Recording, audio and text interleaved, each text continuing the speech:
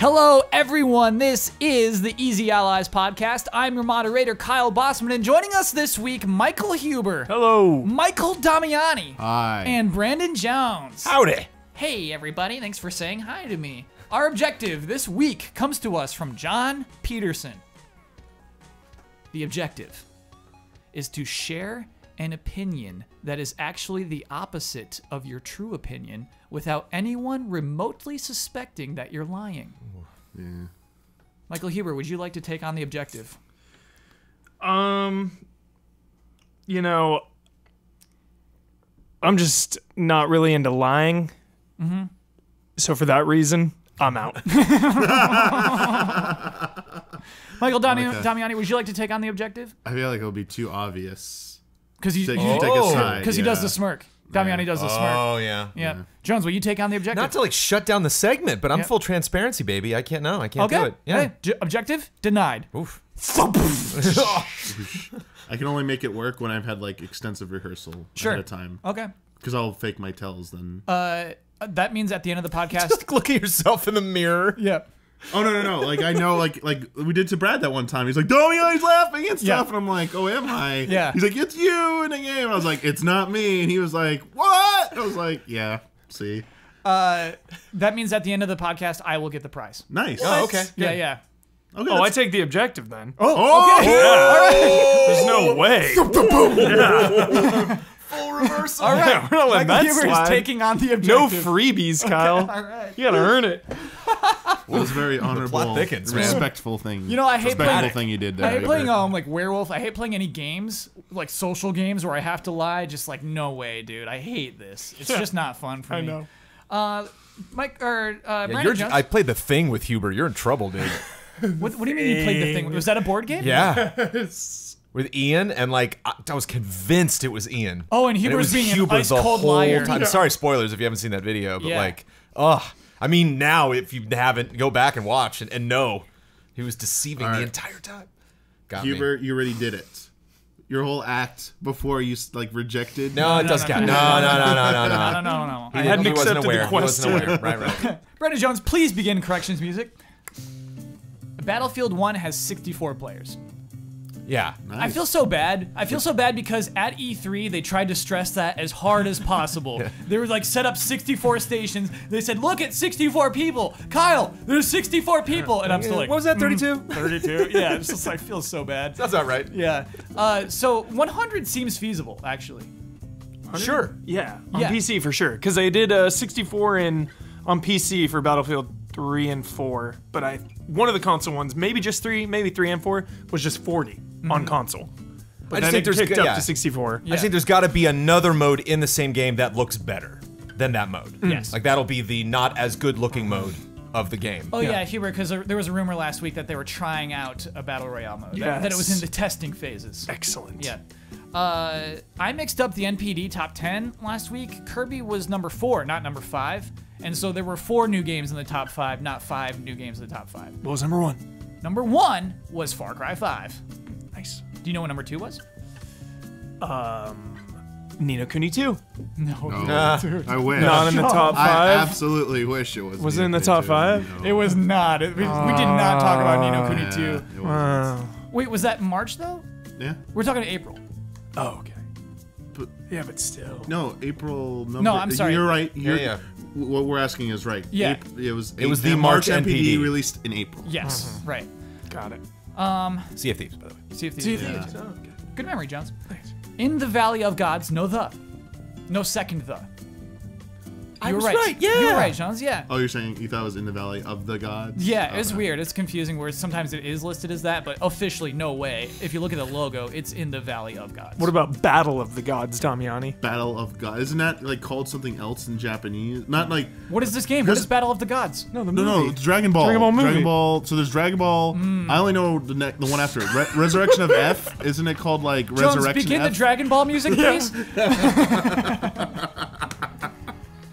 It's always at the beginning, you know? I just want to be up, perky. I want to be focused. I think it's Battle of Gods. Battle of Gods. I thought it was Battle. Oh no, I know it's Battle Maybe. of Gods. Okay. for sure. All right, you guys. I believe you. We'll get there. I thought we were in a bit. Actually. Damiani has to get through GT first, and then he's going to Super. That's real. Whoa. Yeah. didn't know you were going through GT. Yeah. Filler City. hard. Yoshi is not Yarn in the new Yoshi game. He's actually like Fuzzballs. Do you like that more or less, Jones? The needle has not moved either way on Yoshi that. music. Yeah. Let me check. About the same. And so last week, as part of our corrections, we learned that Drake gave Ninja $5,000 because he like messed up, and he's like, "Hey, I owe you $5,000 or $3,000." Turned out that did not happen. Drake actually never ended up giving Ninja that money. Ninja said in a later video he never got it and would not ask for it. End correction music. Good for that update. I like that. Good development. Yeah. Okay, this week we had a big debut. It was promised. It was coming from Shadow of the Tomb Raider. They said, be excited. We're going to give a big reveal. So look forward to everything we have to show and say in late April. Sounds like a big thing. Yeah, I'm hearing a lot of poofs. I'm hearing everybody's like, poof. Well, like, my man would be like, it's like this should be big. This should be very This huge. should be big. Huge. This should be huge. I'm a little worried. Panel, was this huge? No. I cut the preview that was Ben Moore and Daniel Bloodworth sitting down and having a conversation about it, and they found it interesting. They found it exciting. If you have enjoyed the past two Tomb Raiders, it feels like you will not be disappointed with this game. There is going to be, from what I could tell, one of the major differences. I did not play the second Tomb Raider game. I adored the first one. Is the first environment they went through was a very highly populated area. They went through kind of a Dia de los Muertos party, and they said that was different from environments in the first two games. From what I read, that's it, though. Like, that's the intro of the game, and then you go to Peru for the rest of it. It seems that, though, yeah. Let's talk about the that trailer. Lost Legacy intro, so good. Lost Legacy intro. Yeah. Uncharted. Oh, With yes, all the dude. people, but Yes, then you dude. end up going, to the jungle or whatever. So maybe a similar transition. Yeah. Let's talk about the trailer, because that is what everybody got to see. Yeah, what Jones just talked about was a press event, and that's where Bloodworth and Ben were at. But what the public got to see is what was it, like a 3.5 minute trailer? It seemed kind of long, actually. About just under 3. Okay. 240 something. What happened in that trailer? Was it gameplay? No, not actual gameplay. And you know how I feel Oh about yeah. Clearly labeled. Yeah. Well, this is the debut of Shadow of the Tomb Raider. They didn't show gameplay? Where do I go to see some gameplay of Shadow of the Tomb Raider right now? You got A screenshots. press event. You go to that press event. Exclusive access. Yeah. right Yeah, there. there's no gameplay of this game yet. No. That's Are they crazy. saving it for E3? Is that what we think is happening they're gonna here? Save it if they've promised. Like E3, we're gonna see some. Okay. Yeah. Then why even show this? This just gets That's me. what I wanna talk about, Yeah, man. it just gets me Well, de-hyped. yeah. I am Yeah. less interested in Tomb Raider after watching that. Yeah. The story has to blow our minds. Like if that's all you're going to, that's all that us as viewers can really take away from that event. That has to be mind shattering. That has to be, oh my goodness, what is she doing? Yeah. And it seems like a little guilt. Like Yeah. maybe she didn't express that. Again, I didn't play the second one, but she has made some mistakes. Again, I don't know if you want to media blackout, but like they did reveal some things in the first area where like she does some stuff that maybe her other crew is not necessarily cool with, and maybe some of the big Unhinged. She's unhinged. Yeah. apocalyptic things that are happening are kind of her fault, maybe not, and it's kind of one of those things you're like, do I back out of this now and accept that I've made mistakes and just kind of like wash my hands of it and walk away, or is it kind of point of no return and I got to see this all the way through? Sacrificed too much. Yeah, whatever that means. I can't turn But back now. I've come too far. The trailer that we saw, it's like killing and jungle running, and it's like if I see her jump from one ledge and hook onto the rock of another ledge one more So time, many like times. so yeah. And I do want to get one point across. Like, Get that point across. de-hyping me. It's not just like the one-all be-all. Now I'm not into Tomb Raider. It's just moving the needle, So the hype was a little higher. Sure. Now this kind of CG trailer kind of lowered it a little bit. Yeah, we're So, still in the yellow. We Yeah. haven't quite gotten to the red yet, right? Yeah. Just some And caution. they can Yeah. show gameplay and they can move that needle back up. But I just think there's a better way to reveal the game. Yes. Yeah. Like, this what's is- weird, because this was like the third phase of revealing this game. Yeah, and it's because the earlier teasers were like a little clips of this, right? When she was like running through that like 5-second teaser. Yes, we got like some screenshots Yeah. and like the teaser is coming, and then just more CG. Yeah. You gotta get specific. Like, of all the things I've sacrificed, what? I don't know. What if I haven't played the first 2 games? I have no idea what you're talking about. You know, and at the end, it's like she sees the pyramids and all these people praying. Like, what? What are they? I'm assuming maybe something's gonna happen that they're praying to. The sun's coming up, so you kind of get this a sense of like an inevitable, you know, the big event that's gonna wipe out humanity. I guess I don't know. I have to guess at everything. You know, I have to like add value to it instead of some crazy twist that you threw at me that, oh, okay, that kind of changes things. We were dying for a crazy twist. And Exactly. The trailer did not deliver. Because I've finished both games, and they're leading to really nothing for me as a fan who's gone through both of the games. Like, there's no build up. Like, this doesn't feel like a conclusion to anything of consequence. So from what I understand, help me with this, is like the through line is Trinity, like, is an evil organization, and she wants to get vengeance because Trinity did something bad to her father. Yeah, and there's like some double crosses in there somewhere. And so when we see her murdering dudes in the forest, in the jungle, that's Trinity. Those are Trinity soldiers. I would assume so. And I guess that's the through line. And I get, like, there's probably some more, but I just don't remember. Like, right. Like, how much do you care about the secret organization, like James Bond movies? You know, like that new through line of those, the Daniel Craig, Spectre and all that. Spectre, yeah. It's just like, okay. Yeah. I'd rather just have a villain who just hangs around. You know, it's just I think a change of scenery and tone and everything would have benefited this game. Huge. What do you mean change the scenery? They did change the scenery. They're in the jungle now. Not in this trailer, though. Just weren't the first 2 games in the jungle? The jungle and the mountains are the same thing. Like, it's the same thing. Yeah. We're hitting some rocks and hiding behind trees. You know? Yeah. So what they say about the gameplay, about the jungle in particular, is that it's way more stealth focused. Like you were watching it and you were like, "Is Lara Croft Batman now?" Yeah. And she's like, she's hanging guys up. Yeah. And lots of Predator memes floating around. Yeah. And so basically what they said is like a stealth. You can go back into stealth. You know what I mean? Once the sirens are up, it's not like the sirens will stay up and they'll keep hunting you. It's like Batman. I think you can like go into, like, alert everybody, and then you can go back into the jungle and the hide gargoyle. again.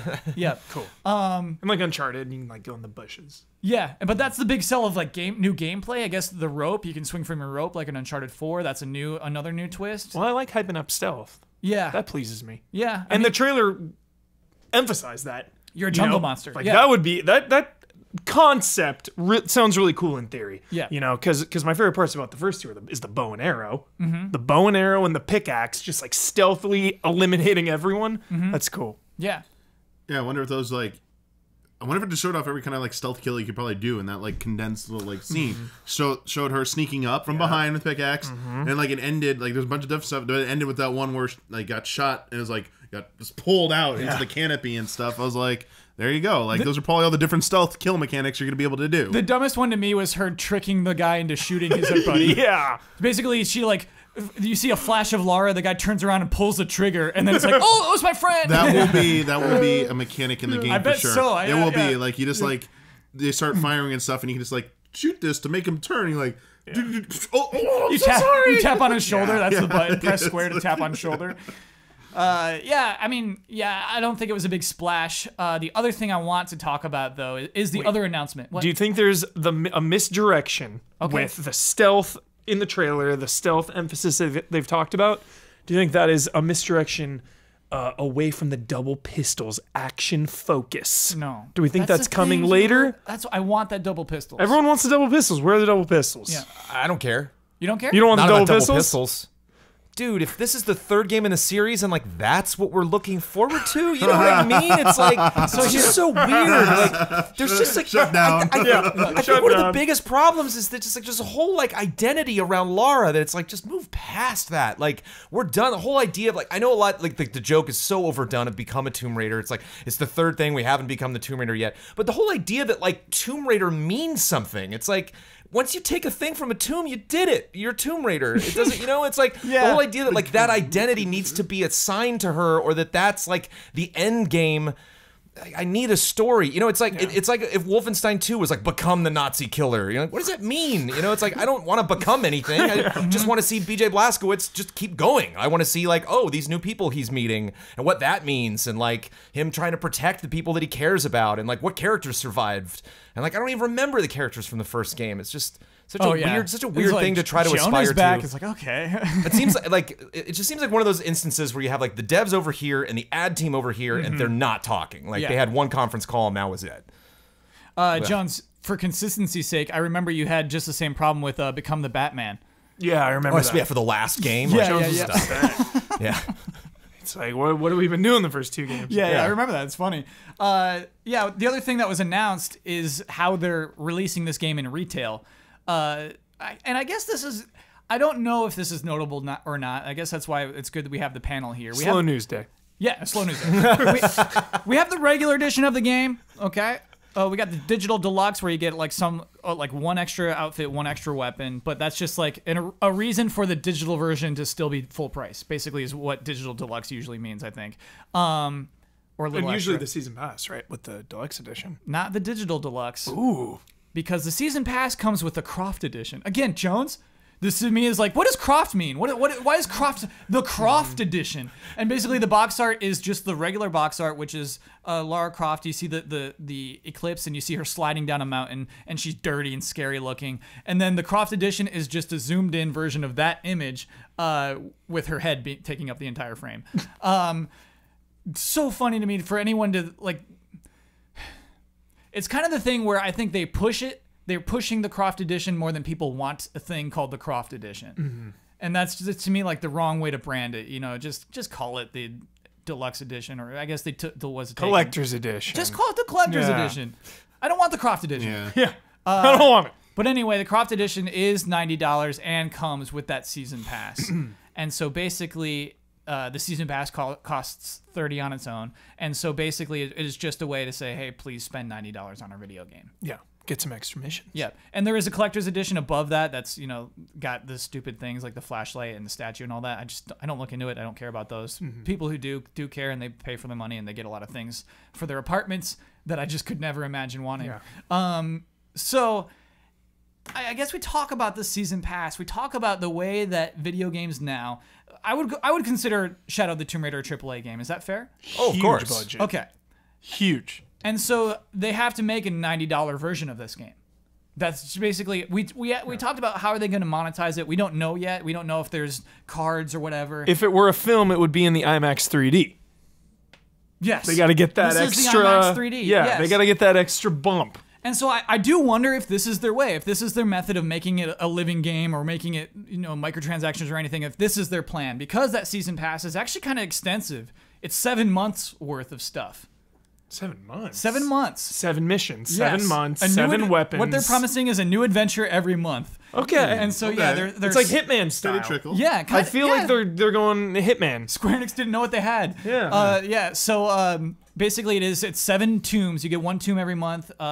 7 weapons, outfits, and skills. So like 7 different tombs. 7 different tombs. Because on the thing, it was like worded weird. It was like 7 mission within the tomb. Missions yeah, within. It was a little confusing. You're right. Is it 1 tomb with 7 different missions? I think we're gonna get 7 new tombs. Okay, that seems pretty substantial. That seems like for 7 months in a row. Yeah. Heck yeah. And Damiani showed me that the first tomb will even have co-op gameplay that the regular game will not. You spend $60, you do not get to play that co-op. What was the co-op Tomb Raider called? Temple of Osiris or? Yeah, that was one of them. Yeah. Yes. Yeah. So much fun. Great co-op. With Winnie the Pooh as like an Aztec warrior. Yeah. I can't think Do of the his voice, name. please. It's like no, I can't. Okay, all right. Because I can't remember like what actually his name was. But Yeah, I forget. Those were fun. tried to be strong. I'm a warrior. Yeah, I think those are cool games. We're just like, you know what? It's fun to raid tombs. It's fun to just blast people with 2 guns. Solving a puzzle in a tomb cooperatively. Yeah. 2 thumbs up. Yeah. I love that stuff. Racing for loot. There was a competitive aspect to it too. But we don't know what that co-op is like. Because we don't know what the game looks like. Yeah, but we know if we spend $30 extra, we will get it. We'll get to see that. Yeah. Buy in now before you've seen the game. Yeah. Isn't that crazy? That is insane. $90, haven't even seen the game. Yeah, that is insane. You love that franchise. You love that franchise if you're doing that. Because if you're new, there's no way you're doing that. If you're new to this franchise, there's no way you're spending $90 today. And right? that's the problem with this ad team is they're like, oh, everyone loves it. And like they don't. They're that's a group, and they're going to show up no matter what you do. But you have to think of so many other groups that you also have to try to appeal to. No, come and be a Croft. You know what that means, right? Croft Edition. Because she wasn't a Croft the day she was born. Yeah, that's weird. And I guess Crofts are rich. They're just rich people. So but I mean, maybe you want that Croft maybe Edition? play that up. I would have fun with that. If like the most expensive one was called the Croft, and it had this mystique of just like fancy pants, like all these editions, because she was so rich, like named after her dad or something.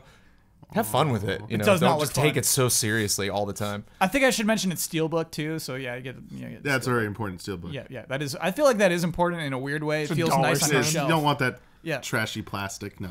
Yeah. So I mean, we will see more of the game in the future. You know what? Before we move on, I do want. There's a quote that I want to pull from an interview. Shoot, I forgot my. You know what? Maybe I shouldn't because I didn't write down which website I got that from. Yeah, shoot, I shouldn't. I shouldn't directly quote a website where Game Rant was it? Shoot, I don't know. Not fair. Maybe I'll during podcast halftime I'll look it up. Okay, we'll do that. Yeah, don't let me hang. Because it's a really funny quote about the face changing. Because I feel like every time we're like, hey, her face changed. Even when they did like the HD version of Tomb Raider the reboot, it's like they changed her face. And so there's like a really funny justification for her face changing. I want to get into that, but I want to properly credit. You know what I'm hyped for to see is the rain in the game. You want to see that rain? I want to see the rain. Rainy jungle, dude. Yeah, rainy jungle. Lock it in. Yeah. Rainy jungle. Like, how does that sound? The water dripping on the leaves. Of course. Let's get that. That NVIDIA PC enhanced version. Yeah. That G-Sync. That NVIDIA G-Sync. Not a G-Sync. NVIDIA rain tech right there. Rendering each strand of hair. Each one. I can't wait for that behind the scenes video about that. Each individual rain droplet was rendered at the highest precision. Echoes, sound. And the sound, Adobe crisp, the Atmos. Atmos sound. Oh, animals can hunt you too in the jungle. You can get hunted. I like this. Okay. Yeah. I like this. You get a little panther attack. Avatar. This is sounding newer now. It's a little fresh. It's sounding like after this Tomb Raider that we can never go back to traditional Croft. Traditional Croft Tomb Raider games. I gotta be the Croft. Okay, big Nintendo stuff happened this week. We got some big Nintendo news, not fun game announcements like I normally like to talk about, but business stuff. We cover it pretty extensively in this week's Friend Code. Sorry about that, Dominic. That was a genuine statement. Corrections next week. Friend Code is our Nintendo podcast that got refunded this month and is back, and that's hosted by Michael Damiani. Back in action. We get to talk about that a lot. But Nintendo of America has a new president and CEO coming in this summer, which is really soon. And it's just, here he is. He's going to be our new CEO, and his name is Shuntaro Furukawa. Oh, I couldn't have Furukawa. Botch. Can I get another attempt? Go ahead. Yes. Again. Shuntaro Furukawa. Taro Furukawa. Yeah, I'll get used to it. Kimishima used to take me forever. Because I said that wrong on Friend Code. Because Yeah. as soon as Blood War said it after me, I said Kimishima, didn't I? It's like Kimishima.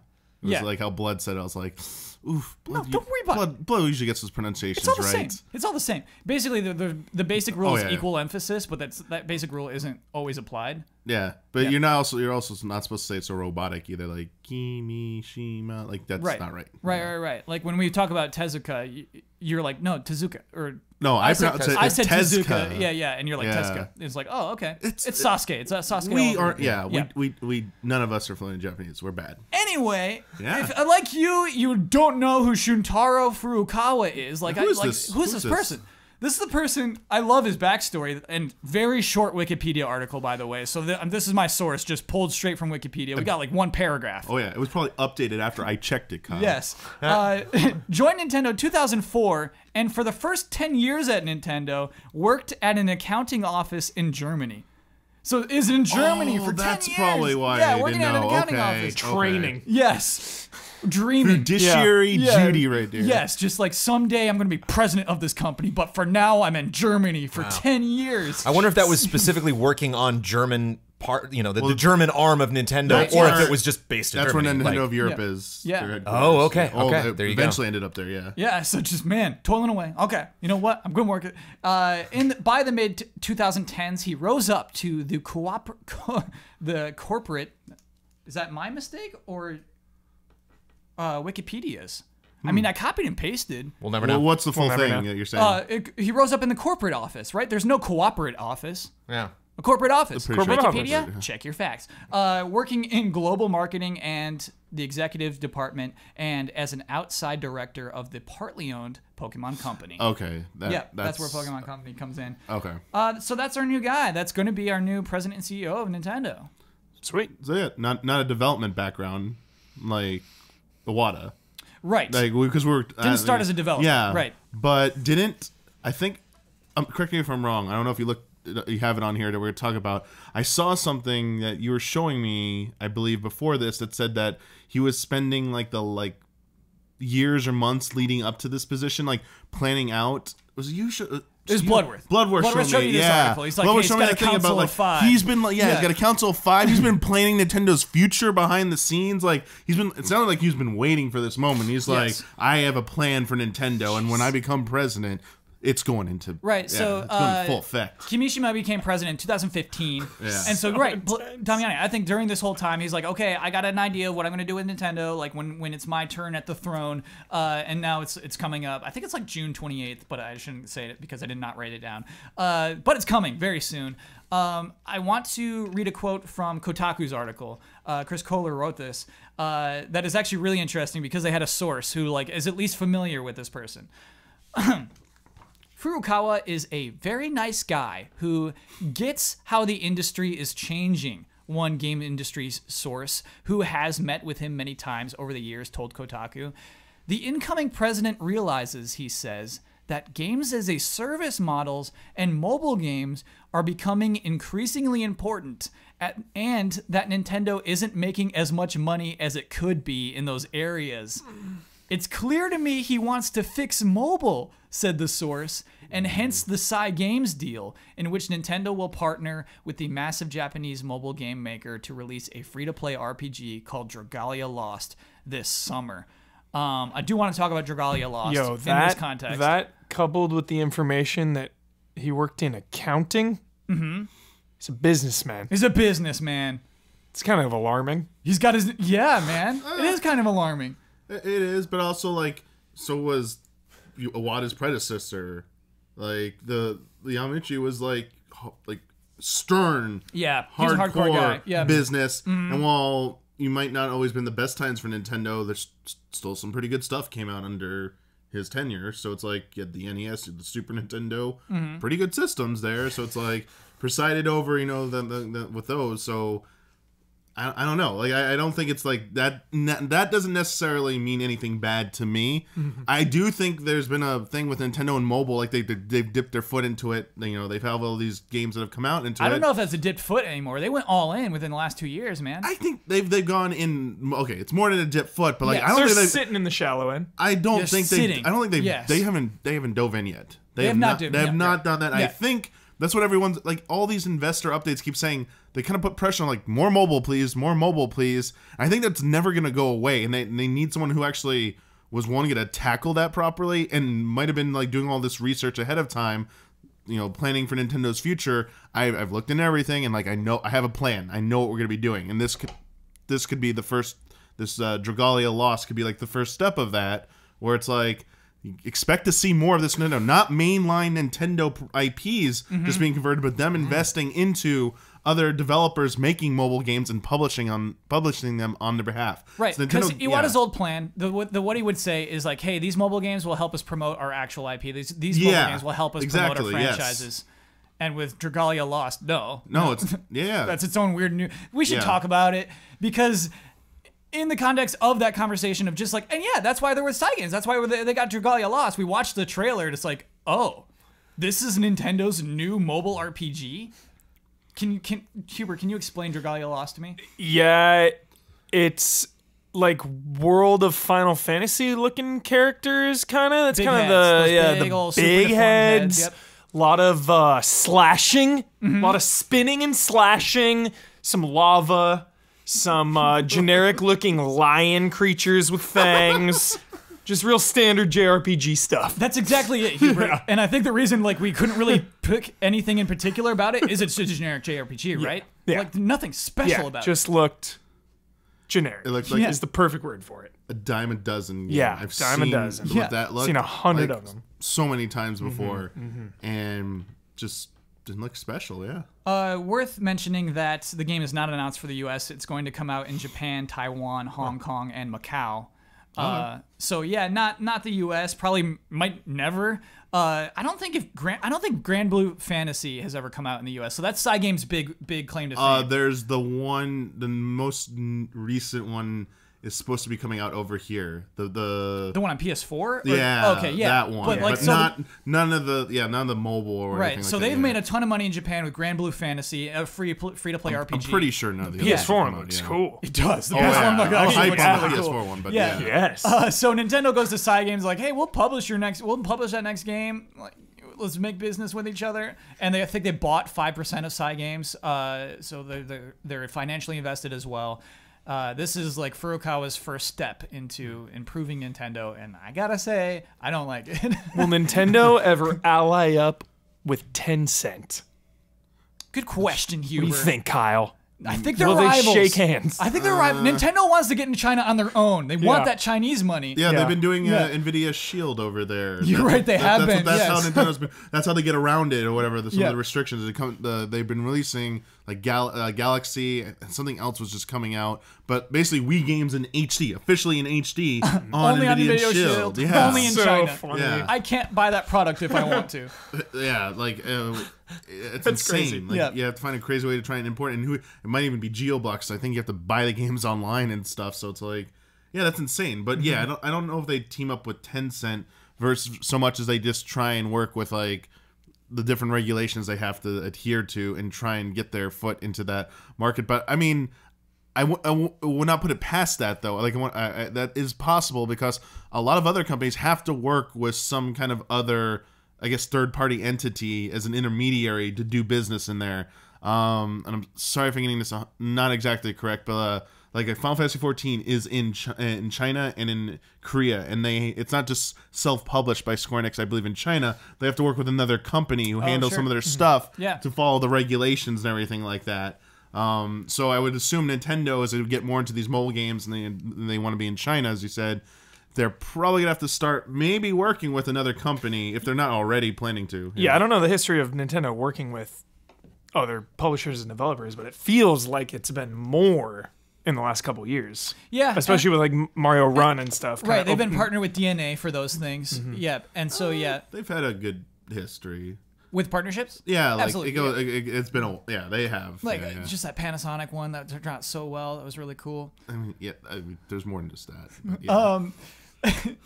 Jones, and here's the thing: is I wonder if this person who says we're not making as much money on games as a service as we possibly could. I wonder if a person like that would look at Splatoon 2 and ARMS and say, "Oh, free DLC?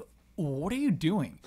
Do you think we'll still get free DLC? Hang it up. Do you think we'll still get free DLC games going forward?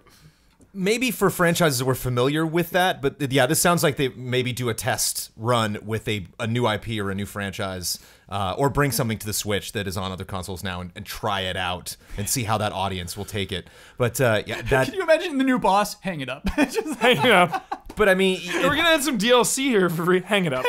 I mean, it sounds like a very scary prospect coming in as a new boss and looking at anything that's been going on the Switch as wrong or like going in the wrong direction. I think the Switch is they've had a lot of successes lately. unfathomable success. They could not have planned how successful the Switch has been so far. So yeah, I wouldn't want to do anything that has the whiff of changing the course or taking a sharp turn in a different direction. But I think if you, just like you were saying, like, wow, this is a strange RPG coming to mobile that does not feel like a traditional Nintendo game, and I think we can easily recognize it as that, and I'm sure there's some people that see that type of RPG and they're like, yes, this is my jam. I will totally play something like this on mobile, and players like us are like, no, this does not interest me and I'm moving on, but I'm not like upset with Nintendo for publishing it or investing in this. It seems like could potentially be a smart decision. I just think as long as they're upfront about that and it is a new project and something that I can identify, oh, they're trying to game service with this thing. Well, we'll see how it works out. Yeah. Yeah, I was also going to say, like, with the mobile stuff, like doing that, I think I don't have the stuff in front of me, but as part of the financial briefing, they did talk about mobile performance. And I think they said they were like Super Mario Run's performance has been a little bit below expectations for what they've had. Honestly, versus something like Fire Emblem Heroes, which is like that style of game that shows them, even though it's their IP, they would not traditionally make a Fire Emblem game that like was like that at all. You're rolling dice, like a gacha game at that. Yeah. And I don't know how much success they've had with Animal Crossing. I didn't look at the numbers and stuff.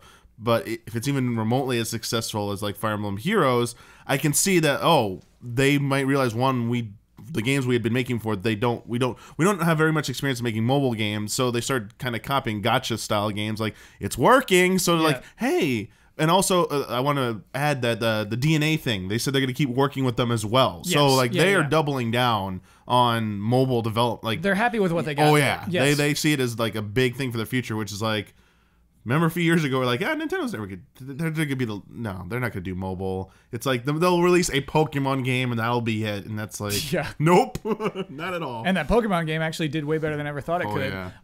Yeah. You know what it was though? It was that was the presumption of like Nintendo just putting their games on a phone and then that would work. And that's kind of what Mario Run is. Mario Run is just like, hey, you can't just put a Mario game on a phone and charge $10 for it and people will massively accept that. Yeah, the pricing structure too is a big growing pain for them. Like a good value for them, a good experience. Because the Fire Emblem Heroes is free. Like, here you go, it's a game, it's free. You don't have to spend a cent on it. And then they made a lot more money. They made a lot more money that way. So maybe we're I think we're not so sold on this Dragalia loss, but maybe the developers like, hey, we know something. Look what we've been doing it for. We know something about this. It doesn't matter if like journalist stuff like laugh at how it looks. Oh, it looks like generic anime, blah blah blah. Yeah, have fun on your podcast. But look at how much money. See you next financial briefing, Damiani and Boston. That's exactly what this is, dude. Quick question to wrap things up though, because Pokemon Go does not come up into the conversation of this podcast that much lately. Kyle, would you still consider that game a success? Like, yes, it is, and they're still supporting it. I still see it all the time on social media. I think there's lots of people that are still very invested in it, and I see people that tweet, they're like, "Oh, I caught this thing." I'm just like, "Wow, I'm not following up on that game at all." Yeah, but I had faith in it, and I think a lot of people like did not think a year or two. What has it been? 2 years now? Yeah, you know what? We may have even like had the conversation of like, will we still be talking about Pokemon Go? And obviously we're not. It's not still a phenomenon, but it's still a successful mobile game. Oh yeah, which is hard. It's hard to be that, and so but that's cool. Niantic and Pokemon Company though. Nintendo's very little. Yes. Right?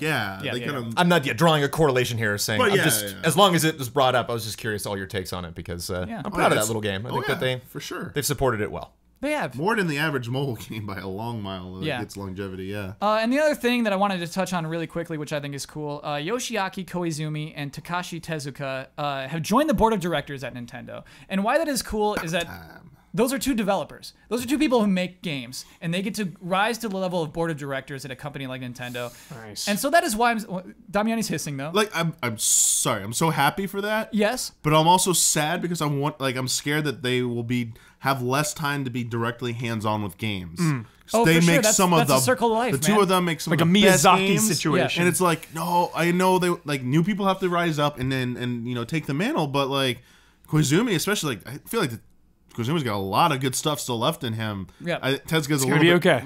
Tezuka's more closer to Miyamoto's We should frame those two people actually. So Tezuka to me is like old school developing Mario games. He's like Miyamoto level technically. Yes. Yeah. And just like, and I went on his Wikipedia article to see like basically he stopped directing after it was around like Super Mario. Is basically I'm becoming producer after that point. Yeah. And so basically after that point, it's like every game Nintendo's publishing, Tezuka's producing that. You know what I mean? He's like you were like, you're right to call Miyamoto scale. It's just like on that level, just has input on almost every. He always had games. input because I remember like interviews even through the mid 2000s. He was still hands on and stuff like. Was it? I think Yarn, the actual Yarn Yoshi game or whatever. He was like involved with. Yeah. What was funny is he wasn't a director for a Yoshi. long time. He's actually credited as director on Super Mario Run, which is funny. I guess he really wanted to direct that one, but still, But you would find him in the credits of many Nintendo games. When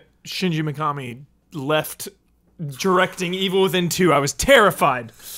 Yeah. But it worked out, Damiani. You're right. He's moving up at Tango, right? And his whole thing about wanting to step down from game directing is so the new generation can rise up and have just new creative, crazy ideas. I like these guys calling the shots, basically. And then Koizumi, I would say, is one yes. generation later. So he's like Link's Awakening, and then Sweet. he's worked on Ocarina too, right? Yeah, Koizumi came in like even before Link's Awakening. He actually worked on A Link to the Past. He wrote the manual pretty much for that game, actually. What a gig! So yeah, isn't it funny? Like manual writer gets to go on and become a developer. We get to write like the story stuff because that's how they did the story back in the day in all these games. So he's like, oh man, I get to like write this cool story and stuff. But like maybe no one will ever read this because it's in the manual that no one ever reads. But went on like beyond that, like directed a lot of good games. And most recently, Super Mario Odyssey. He's been at the helm of Mario since like Galaxy, I believe. It might have been before, but like it was Jungle Beat, and then they're like, hey, we got to give Galaxy. Let's give Mario to the Jungle Beat team. And it's like, what? And then that worked out. And Koizumi was like, I got this, everyone. Like, don't worry. This is mostly for Tezuka. It was mostly because I've always had like a personal like dream of something to come true, and I don't think it will be possible anymore if that happens. But it's still possible with Koizumi because I think he's young enough that he can still maybe have enough energy to do like the board of directors thing, but also be like more hands-on, even as like a managerial position. He's like directing the younger teams is like he can still step in like no, you get like let me do this and show you this and stuff. It's like if you need a face, he was the person who showed us the Switch for the first time. Who showed us actually the HD rumble of the controllers. I think we saw a Switch before that. The guy who lied down on the couch. Yes, the guy who lied down on the couch is Koizumi. Cat. So yeah, he was actually integral to the development of the Switch, as well as Super Mario Odyssey. You know what I mean? So it's just one of these just clutch people, humans at Nintendo, up in that board of directors. But I'm very happy for him. Like making him the face of the company and rewarding his success. Like that's a good thing for Nintendo to do. Yeah. Y'all hear that? Sounds like it's podcast halftime. The following are the official sponsors of Easy Allies for the month of May. Unique to Me Design. Looking for a gift for that special someone they will treasure for a lifetime? Or maybe a little something that says, I care? With rings and bracelets, necklaces, and more, Unique to Me Design is a wide range of custom-made jewelry for all tastes. Enter the coupon code ALLIES25 for 25% off of your order. That's etsy.com/shop/unique to me design. Scorn, an atmospheric horror adventure currently in development at Ebb Software, set in a nightmarish universe of odd forms and somber tapestry. Go to scorn-game.com for more information. Mango. Video game abominations. What if there was a book filled with all your favorite video game characters, but then someone decided to take the piss out of them? Well, there is, and this is it. Video Game Abominations takes all the characters you know and then lovingly mocks them. The book is written and illustrated by gamers for gamers. The book will only be on sale for 1 month exclusively on Kickstarter. Once it's gone, it's gone. You'll never be able to buy another copy. So, support them between April 11th and May 11th and help them decide what characters should be in the book. iKeyless. iKeyless.com is proud to sponsor Easy Allies. If you need a replacement car key or remote, use offer code EZA at checkout for free shipping and 30% off of your order. Simon Anderson. Elfanis. And our mega sponsors, Hogue Law Business Law Firm. Whether you're starting a business at level 1, stuck fighting the dreaded fundraising boss, or finally cashing out with a well-earned high score, you need a good business lawyer at your side. Rick Hogue started Hogue Law to bring more than a decade of experience to companies like yours, and is proud to support the Allies. Follow him on Twitter at HOEG Law. blue. All of these links are available in the description. Thank you to our sponsors. What's a mega sponsor? What is A that? mega sponsor is a sponsor of both the Easy Allies podcast and Frame Trap. What's Frame Trap? Frame Trap is our, we have several podcasts. We do, we have many podcasts, yeah. Frame Trap is our other big gaming-focused podcast hosted by the lovely Ben Moore that is less about the business of video games and more about the pleasure of talking about the video games we are playing, deep diving into some of the more popular games, and just some great fun retro stuff. I've been playing lots of retro games I'm excited to talk about. Ooh, you gotta get on stuff one of that those. is not from this gen, like some old gen stuff. Yeah. That I'm excited to talk about in the next Frame Trap. It's a But if frequent you- comment we get on this podcast. Is like, why didn't they talk about God of War? It's like we do. That's what we'll Right. normally do on Frame Trap. Is we'll So- talk about the games that we're actually playing. The Yeah. Easy Allies podcast sponsorship is $500 on Patreon. The Frame Trap sponsorship is $250. For $700, a $50 discount, you can become a mega sponsor of Easy Allies. Blue. But we're Blue. Blue. Mysterious. Yeah, Yeah. that is. I'm a little nervous about that. Mega Inspired by Mango. Sure. Yeah. They were like, I like Mango's style. Just call me Blue. Yeah, that's cool. So Mega hats sponsor. off to anybody that sponsors us at that extreme level. Then it's just like, I'm just going to be in the shadows there. Keep doing what you do. I always and I like the first week of a month when we get new sponsors and everything. It's fun. It's a fun week. Okay, so I did look it up. It was Games Radar. And the writer of this article is Rachel Weber. And the reason I clicked on this article is, there were lots of Tomb Raider impressions this week. The headline was, literally everything will kill you in this game. And that was in quotes because somebody in this article said, literally everything in this game can kill you. It's like, all right, literally to stop that. So that person was Crystal Dynamics brand manager, Chris Johnston. Love a good brand manager. Yes. And when we first... I feel like when you see... Every time Tomb Raider comes up. And so here's the thing. I think when you see that trailer, you're like, her face is different again. And I feel like every time you see Lara Croft, you say, her face is different. And so Rachel actually asked him, hey, why is the face different? And so here's the answer.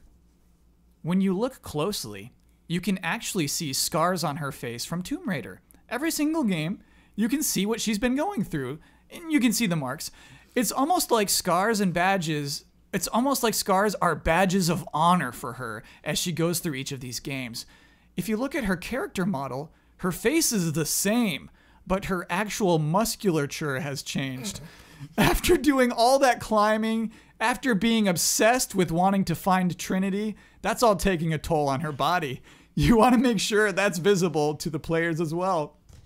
That's it. So she's It's like horrible. more I don't mean to jacked. laugh at that. I'm sure they're working really hard on this game. Yo, she might look like jacked when we see it then. Well, she did. If she's like full on warrior. I think she looked jacked. I think she looked mature. Like she did look older to me in the Yeah. trailer. But what a funny way to describe that. Yeah.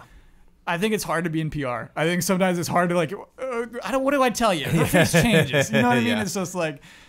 No, it doesn't. If you look at her, it doesn't change. It's just she's angry now. It's like, all right, man.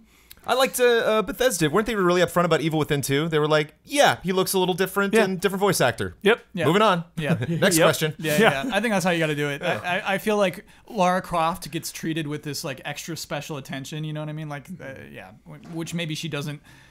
Maybe she doesn't need to be that extra special. She's still a video game character like anybody else. Her face can change. That's okay. It is now time for love and respect.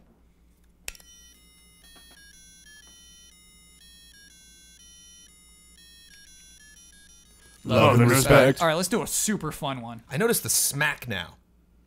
You bring both hands into it now. Yeah, I'm not like gentle. I don't do It's little not gentle just touch the anymore. just a little squish. I don't know. I think Kapow! I think Jones. I love pressing buttons.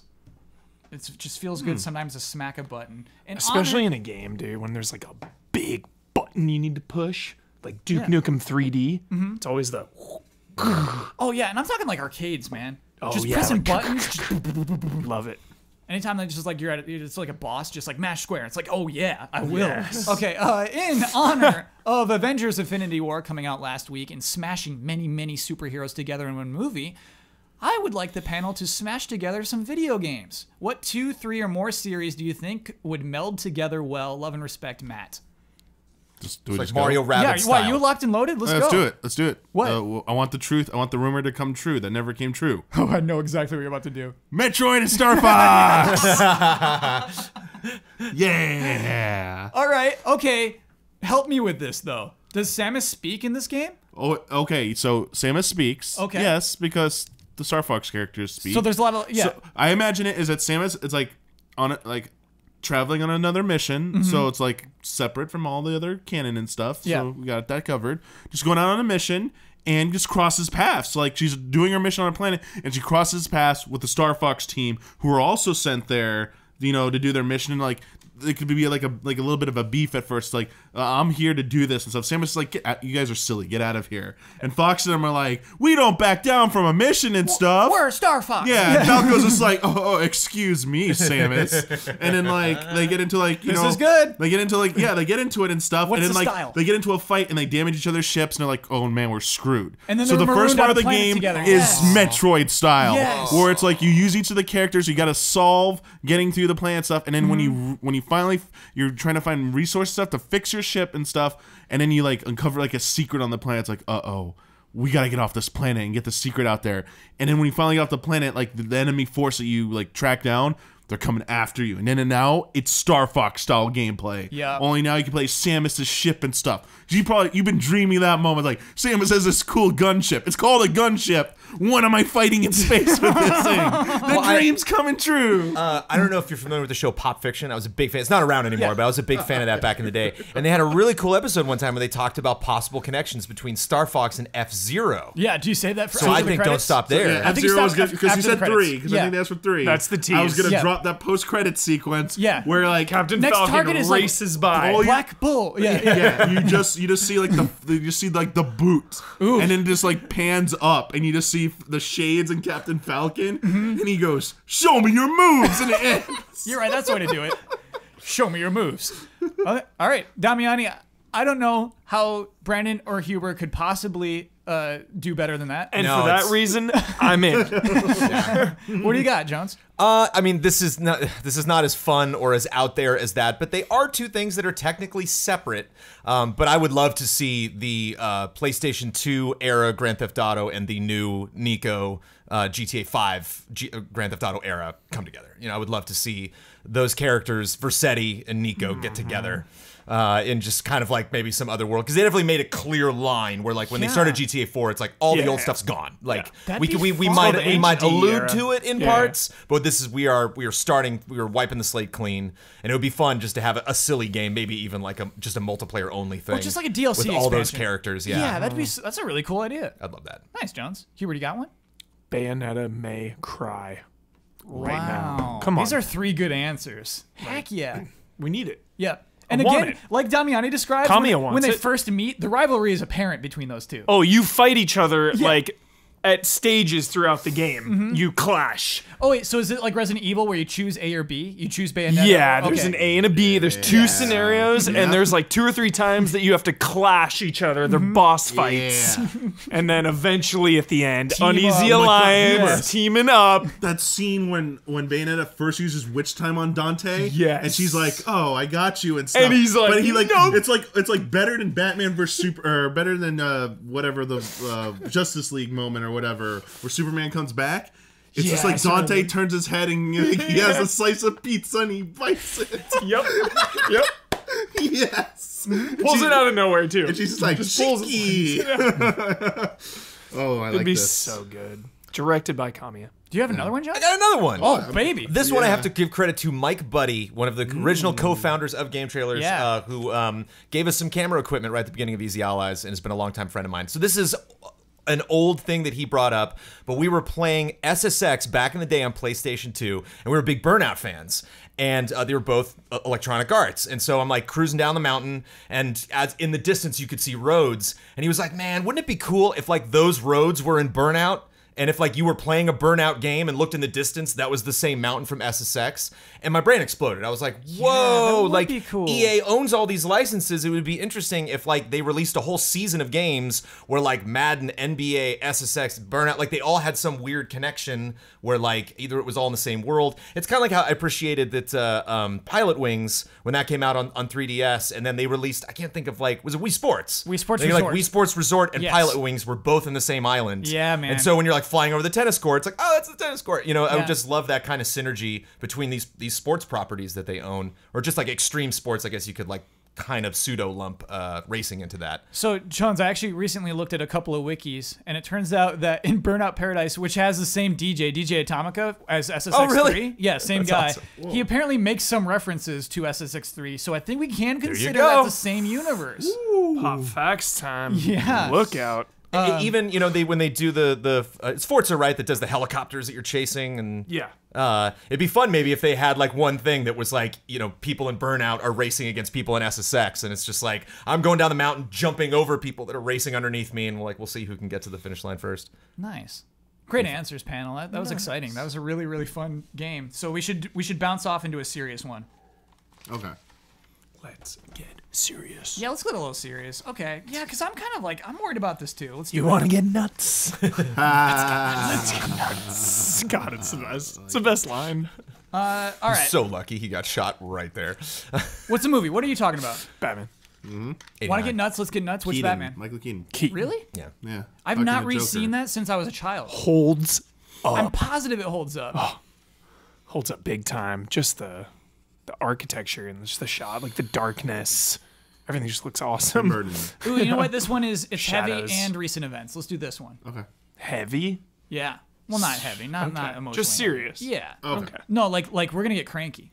Okay. Hello, allies. From the unsuspecting shadows, Donkey Kong Country Tropical Freeze was removed from the Wii U eShop.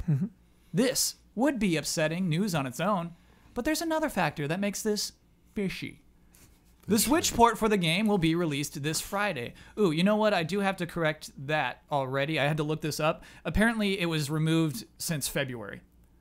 Somewhere between October of last year and February of this year, it was removed. So it's not like they removed it just now. So People fishy. noticed just now. They're like, yeah. oh, I should go with oh, it's gone. Anyway. Shows you how much people are playing their Wii U's. Yeah, exactly.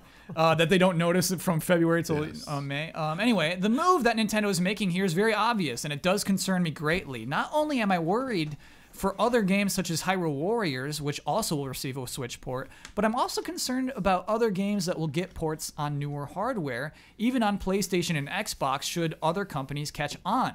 Do you think this could be the start of a new trend in the digital industry? Should publishers have any say in what version of a game we have to buy? Love and respect, Chris the Fields. Oof.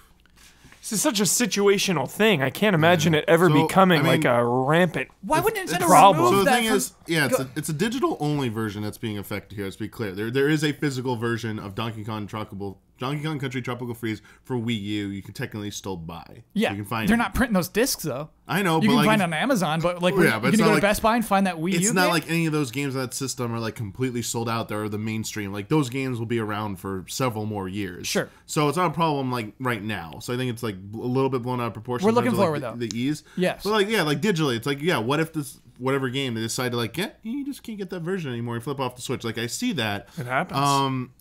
I think that here are the things I saw because I did look into this even before you like mentioned this stuff. I mean, is a company obligated to keep a server for older shops forever and stuff like that? Because As to we're get- seeing with Wii. to get the Wii U version of the game, you need to go on the Wii U shop. It's not the same server as like going on the Switch eShop. They're different. And people pointing out that like, other shops on older systems are now closed and stuff, or will be closed eventually, and you will not be able to get those games on that hardware. You'll either have to go to the newer version of the hardware and access them there, and it's like a legacy game because like on Vita, you can still go to the Vita store, I believe, and get like PS1 classics that you bought for like PSP or whatever, or digital titles that will like work on that way. But I can't get on a PSP and buy those games, is what you're saying? Yeah, like apparently or something like that. Got you. Supposedly, I haven't checked it myself. Who The direct knows? example is Wii, though, which is fair. Yeah. Like, we can't go on that Wii store, get some money, and buy a game right Yeah, now. but like so far, it's only in North America. It's not worldwide. It's only in North America that is happening. All other territory It's shops still listed? is still listed. Interesting. So Fishy. there's That is something. fishy, So yeah, it's yeah. like what's going on? Is there some kind of like just a rights issue or some? Maybe it's a clerical error and like. These headlines will bring it to light to Nintendo, like, oh, whoops, we took it off. Yeah, let's put that back on there. Yeah. Because honestly, like people they think it's gonna force you to buy the Switch version by doing that. That you know what? If Nintendo was really like that, and Nintendo was really like that, you wouldn't have gotten both versions of Breath of the Wild on the same day when the Switch launched. They still released the Wii U version side by side with that. They didn't like pull it away or anything. Like, let's delay it. well, you told me that sold 1.5 million copies, the Wii U version. Still. That's a lot of money to make. I know, but like still, like they could have like you're like the line of argument is that you take something away from a cheaper, older version. So that you're forcing people to play the more expensive, newer version. Yeah. So why that, wouldn't they? that's Why a key wouldn't factor. they? So people argued they did that for Twilight Princess on GameCube because they staggered the release after the Wii. Yeah. But then so you could argue, okay, maybe they did it once. But then I'm arguing with the Switch and Wii U, Breath of the Wild, they came out day and date. They did not do that stagger thing, and look how it turned out. Like, But let's talk about Tropical Freeze again, though. Okay, yeah, Because sure. here's the key factor of this. Okay. Is that the Wii U version is considered a Nintendo classic. It's $20. Oh yeah, it's cheaper. If you buy it for Switch right now, that's $60. That's 3 times the cost. Okay, That's a big. And so I think it just bump. looked bad. I think it looked bad that game is $20 digitally, and it's like, wait, I gotta buy this version for $60? Yeah. A 200% But who is this affecting when you really look down at it? That's Just my people point. that are who's- people that are That's a getting weird specific market. so specific. I mean, like getting excited about a new game coming out, but you're gonna now go back and buy the older version. Is that? Well, also that you're super heartbroken about a game not being available that you clearly didn't care about when it launched, and like you care now that Now it's you just want it launching for in a $20 different bucks? format, and you're upset that it's gone, but you didn't get it before, but you own a Wii U, and it's such an important Yeah, console to you that you're it's- constantly playing it, but you so didn't play specific. one of the best games that was released on it.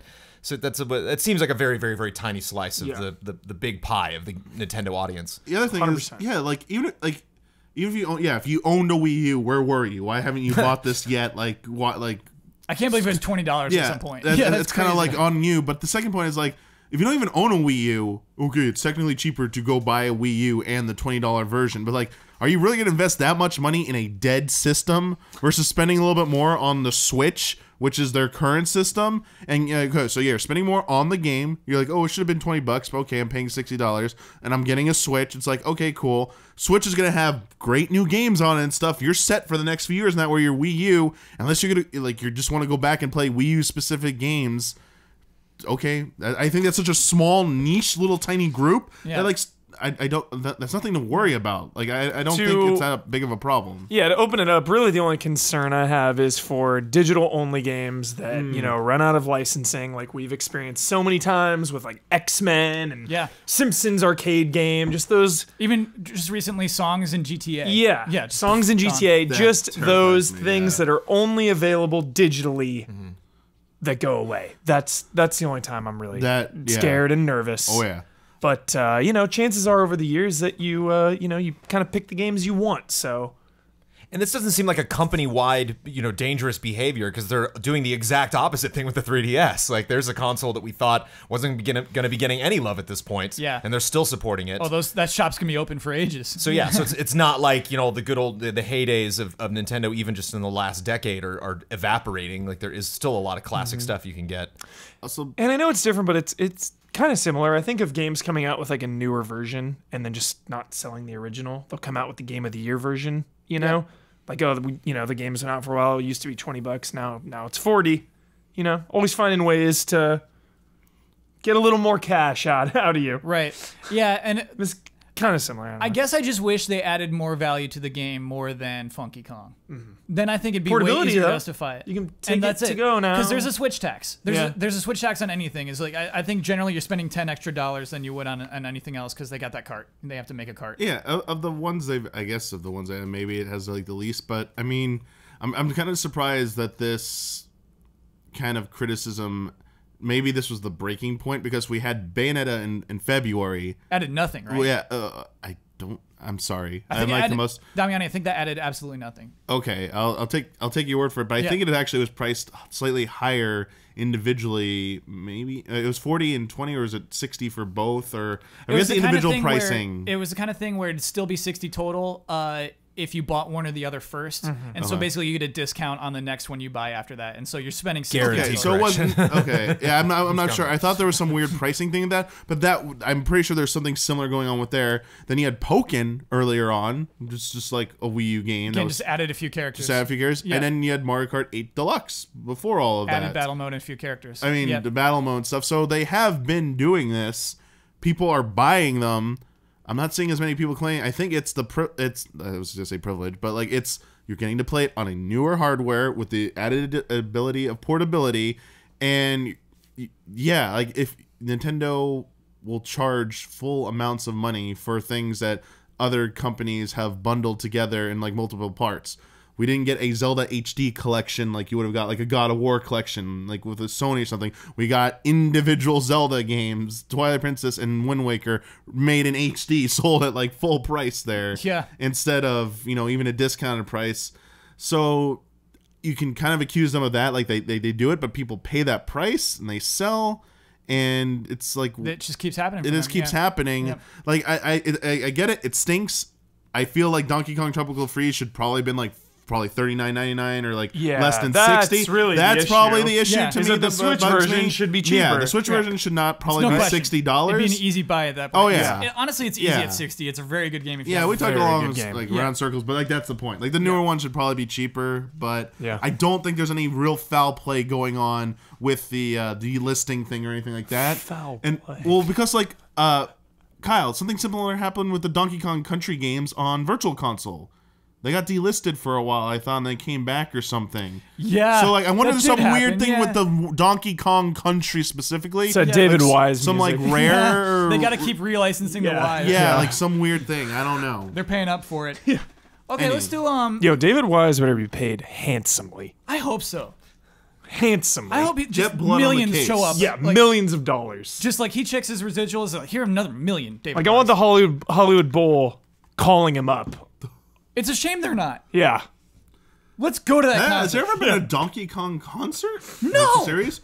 Oh man. You fools! We gotta correct this. Yeah. Concert. Oh, Jones, well Jones. done. Well done, Jones. Necklace of bananas. Let's play an informative game. Let's learn a little bit. Sure. Gaming today is a truly global medium. Not only are people playing games all over the world, games development is no longer the sole domain of Japan and the US, with games being made all over the world. So, to celebrate that, I have a game for the Allies. I will list 3 games, and the panelists must guess which country those games were developed in. We got that? 3 games per country. Yes. Oh, so we're super dumb if we can't get it. We have No, 3 you're not examples. super dumb. No, these are hard. Well, some of them are hard. I Some have a of them are feeling these are gonna be pretty hard. Okay, A Hat in Time, Inside, and the Hitman series. They all came from Canada. one specific country. That all came from one country. Canada. I'm going to give you 3 choices, and one is not Canada. Ukraine, Denmark, or Sweden. Sweden. Denmark. I'll go Sweden. Denmark. Denmark. Did you know, Nice. Damiani? Really? Yeah, I know I had in time. Ah. Nice. Okay. Hey man, dude. So the other ones, I was like, if they're all the same, they have to be Denmark. All right, this one is easy. Beyond Good and Evil, Life is Strange, Trackmania. Anyone good guess? France. Yes. Yeah. I'm giving that to There you Jones. go. I thought it was the rules though, man. I thought we had to wait for you to give the. Nah, this isn't like Ben Okay, saying. These are okay, just- okay. These are just jokes. All right. I've been burned one too many times on the. France. Yeah. That's the only one. I guessed, like, Otake. You get no Quebec, prize for this but- one. Yep. Okay. Okay. Good. DJ Maxx series, PUBG, and Korea. Metal Slug 4. Korea. Oh, shoot, not Korea. No, not Korea. That's China. Korea. That's Korea. You got it right the first time. I'm giving you the point, you even though sure? you doubted yourself. Oh yeah, I- it is yeah. Korea. I'm sorry. Yeah, I'm sorry. I had it right. I'm sorry. Yeah, because the PUBG devs. Yeah. Yeah. I was surprised Metal Slug 4. So is Neo Geo, is that a South Korean company? I'm ashamed that I don't know the answer to that. Same. Cool. Neo Geo isn't the name of the company. That's the name of their No, product. SNK. Yes, is the name of SNK don't SNK. think is. I Japanese, bet that right? K stands for Korea, Korea, now. maybe. Now I'm thinking. Wow. Send us that correction. What does Man, SNK I feel stand like I for? need to look Had at no All right, idea. I'll hand you the This prove it one. ticket. Damiani's looking that up. Okay, Call of Juarez, This War of Mine, The Vanishing of Ethan Carter. Russia. Jones, you have a guess? Ooh, Russia's not bad. I'll give you 3 options. Yeah. Germany, Poland, Poland. Poland. Yeah, all right. Nah. Good point for you. And SNK is a Japanese video game hardware and software company. Yeah, what? And they make the Neo Geo Yeah. video game. It's Japanese. All right, Like, so look at where's- Metal Slug 4. Look at Metal Slug 4. We're going to Okay, get to the bottom keep of this. doing it. Maybe I'll- after I'll the continue- trilogy, I'll yeah, continue went to prove to- a ticket. Keep going. Yeah, Okay, Metal Slug Yo, 4. Call of Juarez though. Glad that was listed. Yeah, Great game. yeah. Bound in Blood. So, you ever play Bound in Blood, No, I Jones? deserve to. Bound in Blood. That game deserves to be played by me. rules. Yes. Put it that way, yeah. And I think it would have been cheap to put Witcher in there. You know, it was like there's plenty of games from Poland. One What's of up? the developers of Metal Slug 4's Mega Enterprise, it just was a South Korean company. Got it. Okay, developed in South Korea. That was super smug. That game is great. I should play it because it's great, not me. It sounded like I'm sorry. I what did worded you, that I missed what you said. I Juarez? said that game deserves to be played by me. That game deserves to be played by me. I know what you meant. I know what you meant. I know what you meant. Just imagine like Jones Congratulations. walking through the store. That game deserves to be played by me. That's the show. Castlevania, Lords of Shadow, Rhyme, Turok 2, Seeds of Evil. Spain. Yeah, Damiani, well done. Bunch of shadow. So Mercury Steam. But you got it on Turok 2. No, I got a rhyme. Oh, okay, cool. It took me a second to say the word Spain. Gotcha. It's tequila works. Because you were right on top of Turok 2, so it sounds like, oh, I know. Okay. Fruit Ninja, Hollow Knight, L.A. Noir. Team Bondi, dude. Where are they from again? Oh, you got this now. Yeah, let me get the list. I don't think we need it. Do we still need it? Team Bondi. I forget where Bondi's from. Okay. Where wanna they guess? were from. Yeah, you can guess. Italy. No. Dang. I was hoping. Give me the choice. I'll give you a hint. Hugh Jackman. Australia. Australia. Nice. All right, you Nice. were like whatever. You win. Nice. No, let me give the point to Jones, so it's a tie. Three-way Team tie. Bondi, Yeah. dude. Horror of the Orient. Yeah, Bondi. Bondi. I think it's Bondi or Bondi. I don't It's know. in Australia. That's a city in Australia. Canceled games suck. It's a bummer. It's always a bummer. always a Canceled bummer. games are so much better than games that come out. I wouldn't go that far, but It's just a bummer. They're just, We'll always have fond memories of Scalebound, you know? Who knows what that would have turned out to be, but all right, Star do we- Wars 1313. we got time for one more, and actually, like this week was a really good love and respect week, so I want to do these. So do you want to play a game, or do we want to do another like let's imagine what's next for a game? So like another like game that we're playing, or like let's imagine kind of thing. Question. What are we feeling? Done a lot of imagining. Okay, all right, today we've so done a lot of far. imagining. You're right. Yeah. And you know what? You nailed it so hard. I don't want to like have a bad imagination game. Okay, sorry. Oh, and there's still 2 games left. These are both such good games. Okay, this one's easier. This one's simpler and a little juicier. We'll do that. Okay. Ooh. Hey, allies. I'm looking to check the hype levels for these games before E3 comes around. If the hype is not strong, you're fizzling. If the hype is strong, you're sizzling. Love and respect, Pokey Clyde. Okay, here's So the games. Fizzing It's bad. Fizzlin You're or fizzling. sizzling? You're Fizzling fizzling. You're or sizzling. sizzling. no G. Yeah. Fizzlin? Below. Sizzlin. I like that. Is fizzing? Sizzling. Sorry, what did you say? Below. Sizzlin. Think of Sizzler. Yeah. Think of a sizzling steak. I just want to know: Sizzling is good. fizzling and fizzling? Is that what's is Like two it's different fizzling words? out. Got it. Yeah. Yeah. I'm gonna say it's fizzling. Ooh. And Damiani? It's taking I think too I'm long. gonna have to ask you to remind me this wow. game. Yeah, means The fizzle. really A zoomed lot out of these are game with the little guy going in the cave and he goes down. Everything's very dark. It's an Xbox. Xbox. Muted colors. Capybaras developing. Showed it like 4 or 5 years ago now. I'm gonna say that's a fizzling. If Damiani That's is still fizzle. grimacing It's been after a long Well, it's crazy because time. I don't. It can't. It's not coming to my. without no you, visual. my friend. Jones, tell me why it's a sizzling though. Because they haven't overdone it. You know what I mean? It's not. It's like, yeah, we haven't heard from it in a while, but like because they were realistic about how long it was going to take to make that game. So they're like, we're not going to keep pumping trailers out and showing you the same damn footage over and over again. We will show you when we had got new stuff to show you. Yeah, and they like it will come soon, and they have been showing more stuff. But I got to be honest, what Huber said just immediately is like my first impression of the Sure. game. Your character is too small. It's so weird That's that the your whole character's. point of the thing. Well, I was hyped on the game to begin That's the whole with. point, is what you said. For me, it's just been too long. It is, yeah. Biomutant. We are sizzling. Yep, Huber speaks for the panel. We're all sizzling. All right. Were you about to say It's not fizzle? going to be at E3. It won't be at So, E3. Yeah. As far as E3 is concerned, the game in general, I'm very excited about. But as far as E3 is concerned, Yeah, Yeah. good point. it's a little nervous. You know, it's I've because I'm like getting towards E3, and they're like, we're not going to be there. It's like, all right, okay, here we go towards E3. It's like Fair I'm enough. just not going to think about you. And Fair so enough. That's fizzling. But for them me. not being at E3, is that them showing a trailer the week before or the day after? Whenever the World Cup is Does over. that count? Whenever the THQ says we're not going to E3 because of the Yeah, Oh, World I think Cup. next so- thing is Gamescom. What's up? Gamescom's Oh yeah, probably the next Biomutant's gonna blow up at Gamescom, and it will be sizzling again. Mega Man 11. Oh, I'm sizzling. Okay. Sizzling. I'm sizzling It with took you so Damiani. long to say sizzling though. Well, Whoa. I had to think I'm about this. So, sizzling.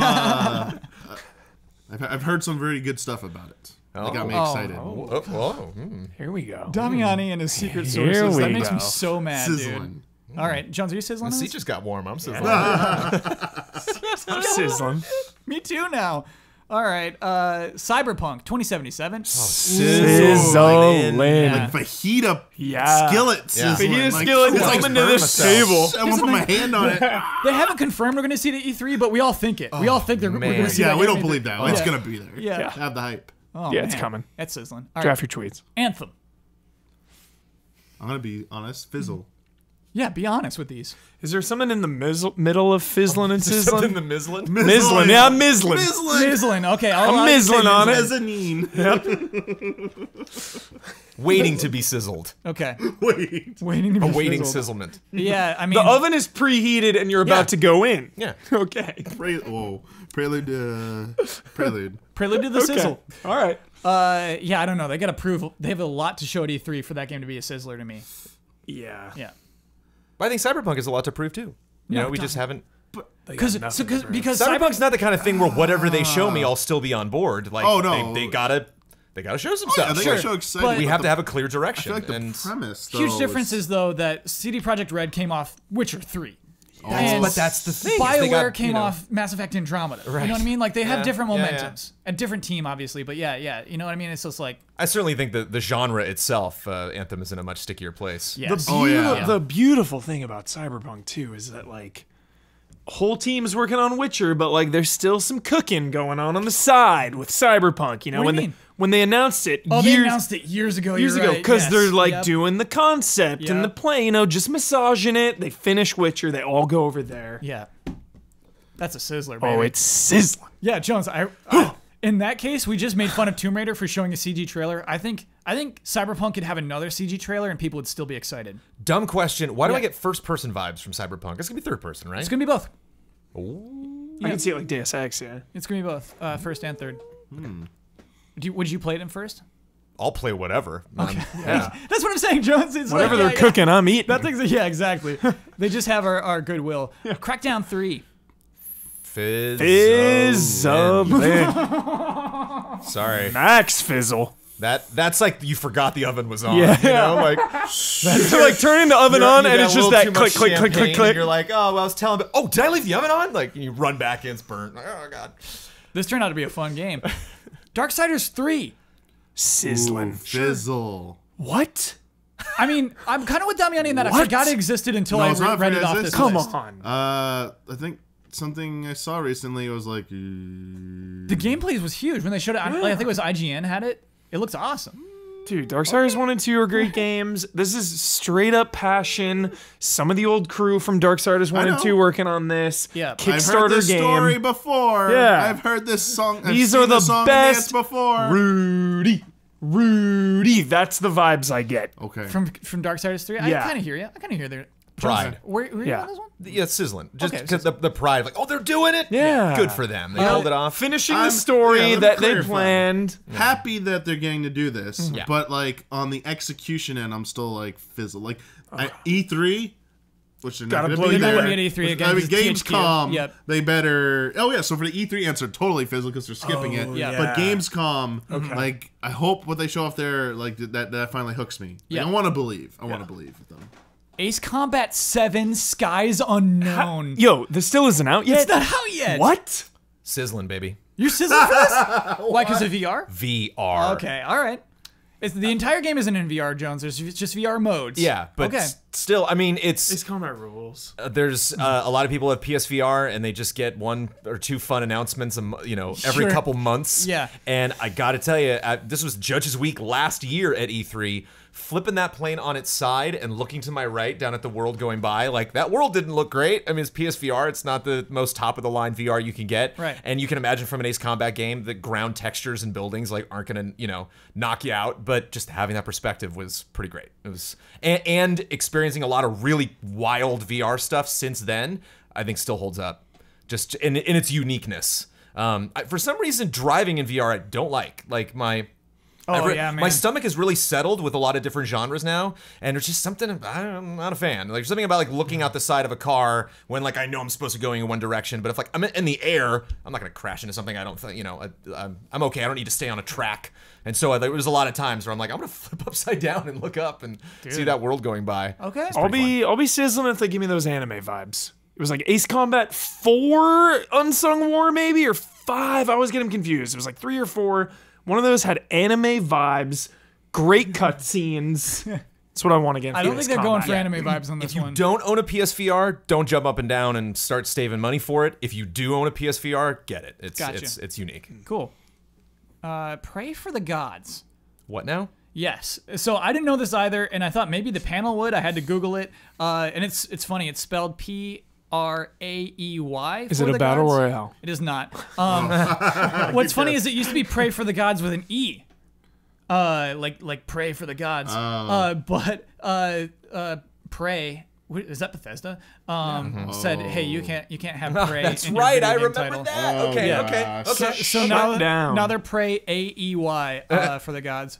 So I mean, it's gonna be hard for you to sizzle. I'll just tell you, like, I watched the trailer. It actually looks really cool. I don't remember when it was announced. It's Shadow of the Colossus vibes. You're climbing on these giant flying creatures. It's all snowy. Okay, I think I remember this game now. Yeah, it's like a new Shadow of the Colossus game, basically. But isn't it like kind of like more pacifist or something? Yeah, I don't think you're killing it. Yeah, like it's like.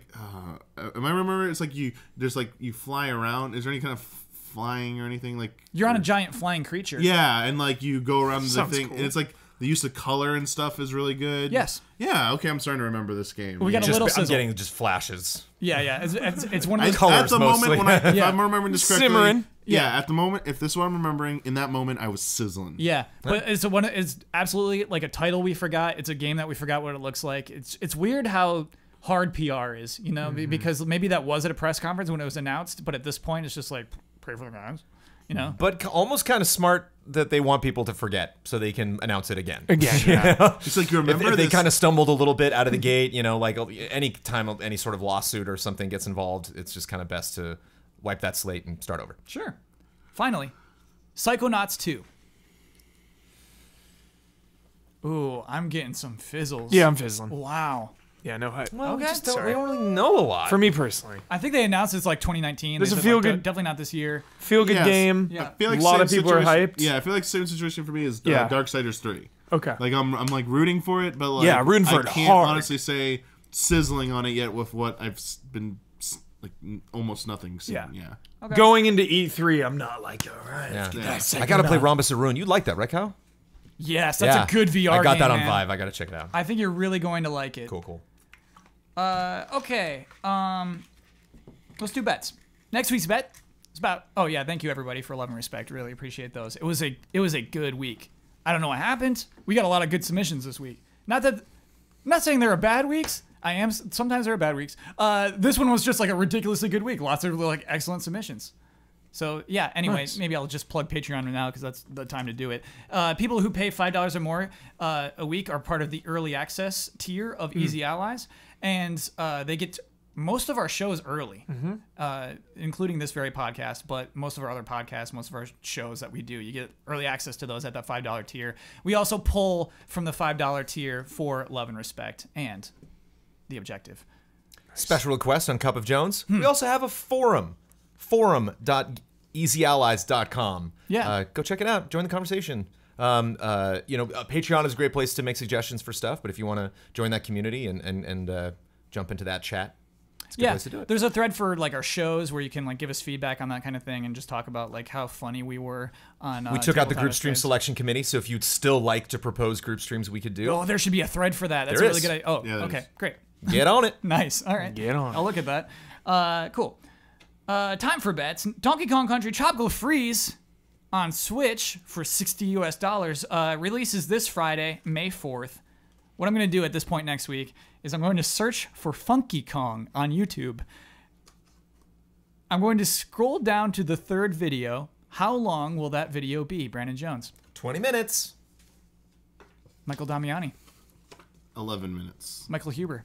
4 minutes, 20 seconds. And I think it's gonna be 18 Oh, I minutes. got the big one. You did get a big one. You know what? It's gonna Under. be a Funky Kong lore video. It's gonna be an hour and a half. And we're gonna have to give another point to Or John. just an hour of gameplay, you know, Yeah. just like Funky Kong gameplay is my prediction of what it's going to be So there'll be. titled, because that's what, people want to see. And I'm hoping that there'll be an official Nintendo video. Oh that's yeah. released that's like but that won't be the shorter. third one down. There'll probably there'll probably be a Game Explain video up there. Yeah, Game Explain's gonna be There'll number probably one. be another more YouTuber focused channel video that will go up there.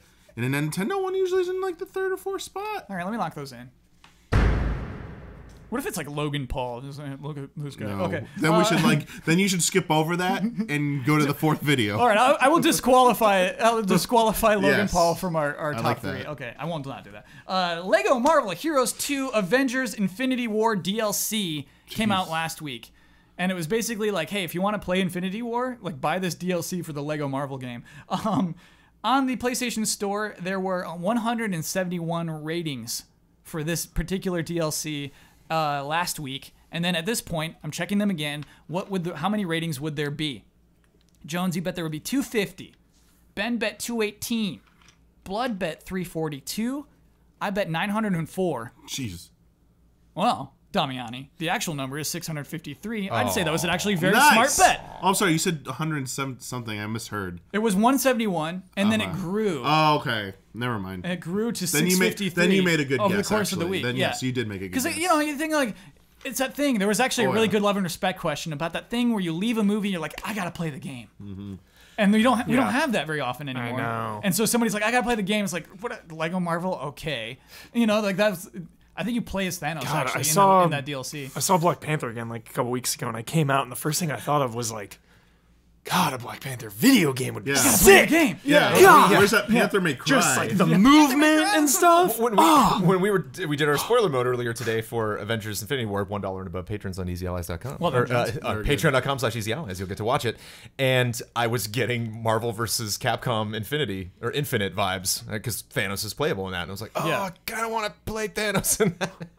Do it, dude. The story mode is fun. Thanos is clutch in it. He's not clutch. He's a key character in that. Nice. It's going to go down as one of those endings that sets up a sequel that will never come. The end of the story mode in Marvel vs. Capcom Infinite is just like, it sets up an actually interesting idea Maybe for a they'll sequel. have a DLC chapter ending or something. No, the game's getting no more updates. Yeah, it's done, dude. Okay. No, it's abandoned. Wow. Yeah. That's sad. They had a clear idea, they had a clear path, and just... Good win, Kyle. Good job. Thank you, Jones. Yeah, so let's talk about the scores. Red Grouse is at 6. So if you're a listener and wondering why that pause was happening, I threw that at Jones right as he was drinking, which is bad on me as a host. Sorry, Jones, but you swallowed quickly. I recovered. Gorgeous Gorilla is 8. Funky cold. Come on. Oh, wait. I was like, perfect timing. All right, it's late. Droopy Eagle, 6. What were the gorillas at? 8. You got a Yeah, 2-point you're still lead. in the lead. Yeah. Yes. But we're both at 6 now. Yeah. Right? I'm caught up. Imagine if Jones and I were still on the same team. You'd be crying. Of course. We're lending you a hand here. We got a handicap. Yeah, we actually, you know what? I think we plugged Patreon. Well, Patreon.com/EasyAllies. Whoa. What's wrong? Once the gorgeous gorillas win, I don't want any crying about handicaps Are you going to be proud of yourself? or unfair advantages. You're going to be proud of yourself for having twice the number of It doesn't bets? matter if you win by a second. Wait, no. Sorry, got that wrong. It doesn't matter if you win by an inch or a mile. Winning's winning. Is that Fast and Furious? Yes, he's quoting. Well done. Yeah. Well done. You really think I'm going to complain at the end of this year? Okay, then, well, don't be looking at me. I'm not going to complain. I just won't be proud of you. You know what I mean? I'm just going to be like, good job. If you ain't cursed your ass. Yeah.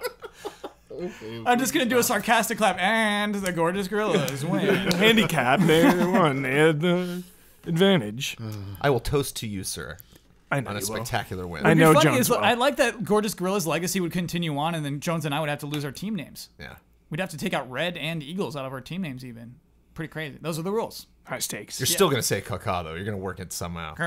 I forgot about Poison Thumb. Jones, we should have been given a Poison Thumb, but I guess because I've never really been a big fan. You always had to like remind me of the poison thumb. Even Yeah. when I had it, I didn't really want to use it. So I guess the canon, what I think of, the head canon is that like we split the Poison Thumb and then it just didn't work. We actually tried to kind of do it in half and then it dissolved. And, Yeah, just cracked. Yeah. You know what I miss is the face thing where you stare at each other's faces. What was that? The tube. The tube. Okay, so just to explain this really quickly to anyone who doesn't know what you're talking about with the face thing, Ian bought this strange, huge sock that has 2 holes, right? So it is just a tube, and it's so big that you can fit it around your face, and then so you just stretch it. You put a face on each end, and then the only thing you can see through this tube is another human's face. Like through a Beetlejuice film, you know, just like a big long striped fabric tube, and then Hubert. Who was I in there with? Was it you? Yeah, we were in. Yeah, That was surreal. Yeah. it is. It's so weird. We gotta do more though. Yeah. That tube's gotta be somewhere. Yeah. Okay, so because I won the bet this week, I get to plug my Twitter handle. I get to plug a video, any Easy Eyes video I'd like to promote. I get the final word and anything I've disagreed with throughout this podcast or simply want to reiterate or just popped up into my head in that moment. And I get to sign off with my trademark sign off. Oh, Jones, do you think I'm properly promoted Patreon? What's up? What? I failed my objective. Oh, yeah, that's first. Yeah, I failed. All right. I didn't lie once. Yeah, how'd I miss Damn. You're not built for it. Yeah, not. Yeah. I didn't lie. Yeah. I was Hubert, I was kind of looking for it. Was like, is Hubert lying about this? Is that the thing that he doesn't? And it was not really a lie, Hubert. You just have to say like, I really love this. You know, like you just had to like. That's why it's hard to trust you with the secret. Not because you're deceitful, but because you just like to tell people that Yeah. stuff. You know, you just get Yeah. excited. Don't tell me secrets. This is actually tell very me. fun. Here's the reward. You open your reward, and the last thing you see in life is a giant tongue before the mimic swallows you. Oh. Look who's lying now. So you're saved. I dodged it. Yeah, you dodged the mimic. Yeah. What a way to go. You won by Wow. the only way to win was not play the game. Death awaits us. Potentially. fun. Whoa, good to know. Yeah. I guess prizes can be bad. You learn every week. Okay, so Twitter handle is @ Oh, sorry, Jones. Before that, Yeah, you're fine. do we do Did it. Patreon wall? Yeah, we Okay. can do Patreon.com/easyeyes. I think is the URL I never said at any point. So now we know. Okay. We're setting records, baby. You're gonna get to do it. Your handle 3 times. We're setting records on Patreon. Record patrons, record numbers. Why? Dollars coming in. Why?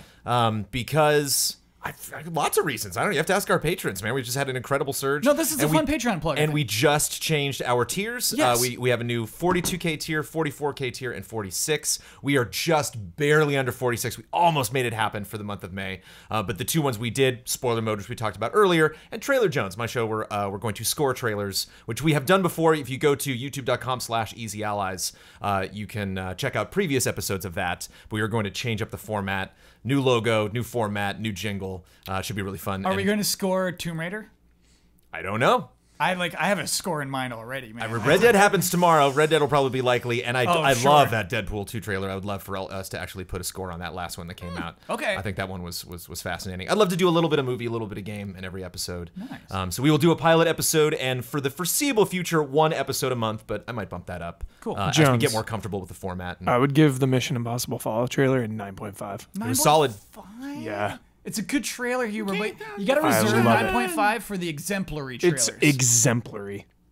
The reveals. They do some subtle tricks in that aren't big flashy stuff, but are the very like, effective. time into the music when he shoots. No, Like, that's cheap. That's cheap. love it. Jones does not like it when you do that. Love it. If you're Tom Cruise, you get away with it. It's the way it is. The clicks in the solo trailers, I'm a sucker. Yeah. And then I love that stuff. It's cheap, but sucker. Okay, what Easy Eyes video? You know what? I promoted so much Easy Eyes stuff. I want promoted video. So Give your handle a nice clean introduction. @ Kyle Bossman. There it is. BOSMAN. I was just gonna say something like that. Because I do see the 2 S's, and I bet I bet Kyle Bossman with 2 S's has followers. Yeah. But he's got a few. Yep.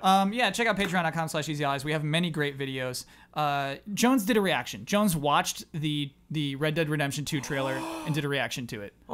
And I like those kind of videos. Hubert did one for Shenmue, the HD remaster. That was cool. Like, you went through, you watched the trailer again. Jones is going to do that for Red Dead. Sleep through it now. Well, you're still going to I'll watch wake up it. at 10:30 tomorrow. You still watch it, though. You'll will, still yeah. go and watch it and Definitely. record your first time watching that trailer. It means a lot to Jones, and that makes the video good. I agree. The thing I do disagree with that was said in this podcast, I can't believe I allowed it to be said. The Mission Impossible trailer is not exemplary. And my trademark sign off is tomorrow is forever all ours.